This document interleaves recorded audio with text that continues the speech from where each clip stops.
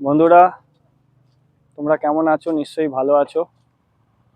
ভালো থাকো, বেশি বেশি করে ভালো থাকো, আর বেশি বেশি করে আমার ব্লগ দেখো। তোমরা যারা মনে করছো যে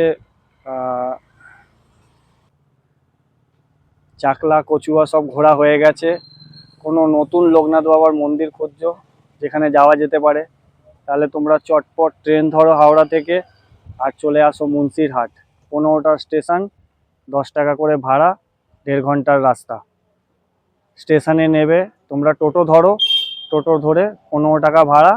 এই যে তোমরা পেছনে দেখতে পাচ্ছ লোকনাথ বাবার মন্দিরের গেট, একদম ঠিক মুন্সিরহাটের লোকনাথ বাবার মন্দিরের গেটে আমি দাঁড়িয়ে রয়েছি। মেন বড় গেটটা বন্ধ রয়েছে, আর পাশের যে ছোট গেটটা খোলা আছে তোমরা দেখছো, ওইটা দিয়ে প্রবেশ পথ, ওটা দিয়ে ঢুকতে হবে, ওটা দিয়েই বেরোতে হবে। তো চলো তোমাদের ভেতরটা নিয়ে গিয়ে দেখাই, ঘোরাই। বন্ধুরা, তোমরা এই যে লোকনাথ বাবার মন্দিরটা দেখতে পাচ্ছ, এই মন্দিরটা হচ্ছে মুন্সিরহাটে যে লোকনাথ বাবার মন্দির আছে, সেই লোকনাথ বাবার মন্দির। খুব সাবধানে ভিডিওটা তুলেছি আমি, কেন মন্দিরের ভেতরে ভিডিও করা বারণ আছে। আমি যেতেই একদম স্ট্রিক্টলি বলে দিয়েছে যে না, বাইরে থেকে ভিডিও করতে হবে, ভেতরে কোনো ভিডিও করা যাবে না। তাই খুব গোপনে, খুব সামলে তোমাদেরকে এই ভিডিওটা করে দেখালাম।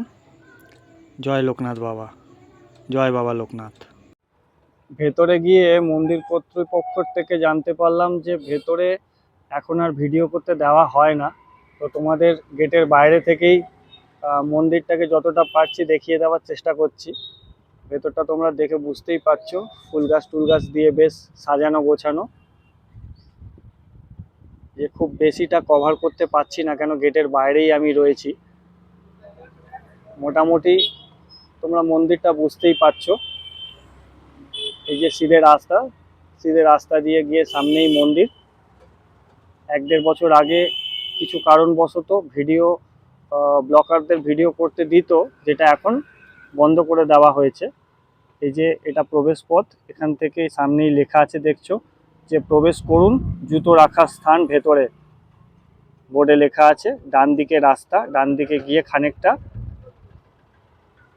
এই দিকে যে পোর্শনটা দেখছো, এই দিকের পোর্শনে জুতো রাখার জায়গা আছে। তোমাদেরকে সামনে বোর্ড আছে, বোর্ডে দেখিয়ে দিচ্ছি।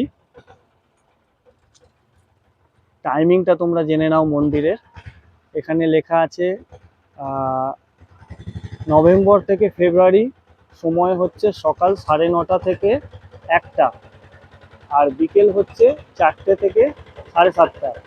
আর মার্চ থেকে অক্টোবর সকাল 9টা থেকে 9:30 থেকে 1টা, আর বিকেল 4:30 থেকে 8টা।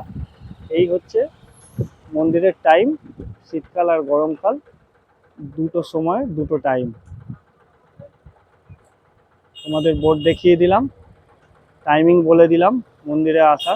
তোমরা মন্দিরে আসো, মন্দির ঘোরো। মন্দিরে যদি তোমরা প্রসাদ গ্রহণ করতে চাও, তাহলে 100 টাকা আছে। 100 টাকা দিয়ে তোমরা 11টার মধ্যে যদি আসো, 11টার মধ্যে এলে তোমরা প্রসাদ গ্রহণ করতে পারবে।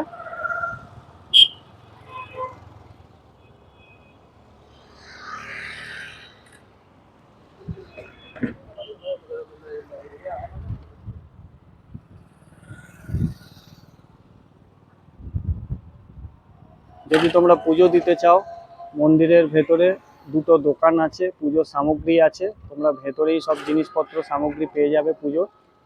ভেতর থেকে কিনে ভেতরেই তুমি মনে করলে তোমরা পুজো দিতে পারো বাবার। তোমাদের হাওড়া থেকে কিন্তু আমতা লোকাল ধরতে হবে, আমতা লোকাল ধরে তোমাদের আসতে হবে। আর যদি তোমরা ট্রেনে না আসতে চাও, ট্রেনের একটু এখানে সমস্যা আছে, তাহলে তোমরা হাওড়া থেকে বাসেও মনে করলে বাসেও আসতে পারো। বাসে 30 টাকা ভাড়া নেবে, 2 ঘন্টার মতন সময় নেবে। তোমাদের বাস ধরতে হবে রামপুর, পাঁচঘড়া, এই দুটো বাস আসছে। ভেতরের পরিবেশটা খুব সুন্দর, খুব দারুণ, খুব শান্ত নিরিবিলি। এমনি তো গ্রাম্য জায়গা, গ্রাম্য পরিবেশ। তোমাদের ভেতরের পরিস্থিতি আর দেখাতে পারলাম না, তোমরা আসো, তোমরা এসে নিজেরা দেখো।